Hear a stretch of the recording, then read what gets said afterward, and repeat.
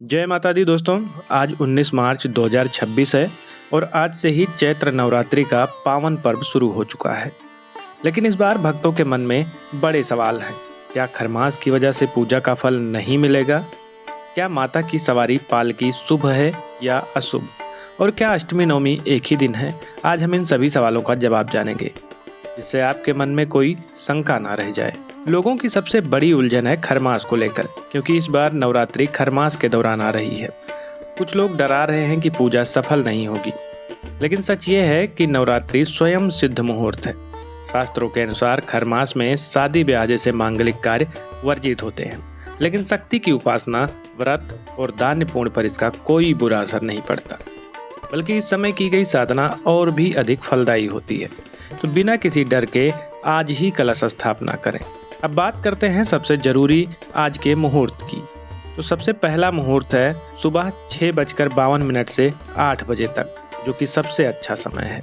उसके बाद है अभिजीत मुहूर्त। अगर आप सुबह पूजा नहीं कर पाते हैं किसी कारणवश, तो आप दोपहर में 11:55 से 12:49 के बीच कलश स्थापना जरूर कर लें। ये समय भगवान विष्णु का प्रिय है और इसमें की गई पूजा सीधे माँ दुर्गा स्वीकार करती हैं। तारीखें नोट कर लें। 26 मार्च को महाअष्टमी है और 27 मार्च को रामनवमी।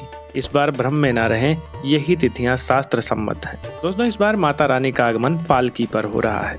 क्योंकि नवरात्रि गुरुवार से शुरू हो रही है, तो ज्योतिष के अनुसार पालकी पर आना संघर्ष और अनिश्चितता का संकेत माना जाता है। लेकिन निराश मत होइए, माता की विदाई 27 मार्च को हाथी यानी गजराज पर हो रही है। हाथी पर माता की विदाई का मतलब है अत्यधिक वर्षा, अच्छी फसल और देश में सुख और समृद्धि। यानी शुरुआत भले ही संघर्षपूर्ण हो, लेकिन माता का आशीर्वाद अंत में खुशहाली ही लाएगा। आइए एक बार पूजा विधि के बारे में जानते हैं। सबसे पहले स्नान के बाद साफ वस्त्र पहने, अपने हाथ में थोड़ा जल और अक्षत लेकर मन में संकल्प करें कि हे माँ, मैं अगले 9 दिन तक आपकी भक्ति और उपवास का संकल्प लेता हूँ, मुझ पर अपनी कृपा बनाए रखें। पूजा स्थान पर सबसे पहले घी का दीपक जलाएं। दीपक आपकी पूजा का साक्षी होता है। भगवान गणेश का स्मरण करें, क्योंकि हर शुभ कार्य उन्हीं से शुरू होता है। एक मिट्टी के पात्र में साफ मिट्टी भरें और उसमें जौ के बीज बोएं। अब एक तांबे या मिट्टी के कलश में शुद्ध जल भरें। उसमें गंगा जल, सिक्का, दूर्वा और सुपारी डालें।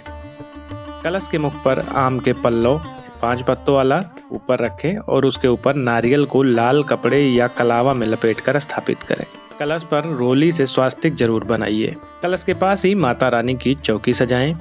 माँ को लाल चुनरी उड़ाएं और पुष्प अर्पित करें। आज पहले दिन माँ शैलपुत्री का ध्यान करते हुए ओम देवी शैलपुत्रे नमः का जाप करें। आज के दिन माँ को गाय के शुद्ध घी का भोग लगाना सबसे उत्तम माना गया है। इसके बाद सपरिवार माँ की आरती करें और पूरे घर में शंख बजाएं, ताकि नकारात्मक ऊर्जा दूर हो जाए। इस नवरात्रि को सफल बनाने के लिए 3 काम जरूर करें। घर की नकारात्मकता दूर करने के लिए रोज सुबह शाम गाय के कंडे पर घी और लौंग का भोग लगाएं। मार्कंडेय पुराण का पाठ करें। इस बार इस पुराण की कथा सुनना या पाठ करना विशेष फलदायी बताया गया है। मंत्र जाप करें। ओम ऐं ह्रीं क्लीं चामुंडाय विच्चे। जब भी आपको समय मिले, इस मंत्र का निरंतर जाप करें। भक्तों, अफवाहों पर ध्यान न दें और पूरी श्रद्धा के साथ आज से माँ की भक्ति में लीन हो जाएं। कमेंट्स में जय माता दी लिखकर अपनी हाजिरी माँ के दरबार में जरूर लगाएं और इस वीडियो को हर भक्तों तक पहुँचाएं। माता रानी आपकी झोली खुशियों से भर दें। जय माता दी।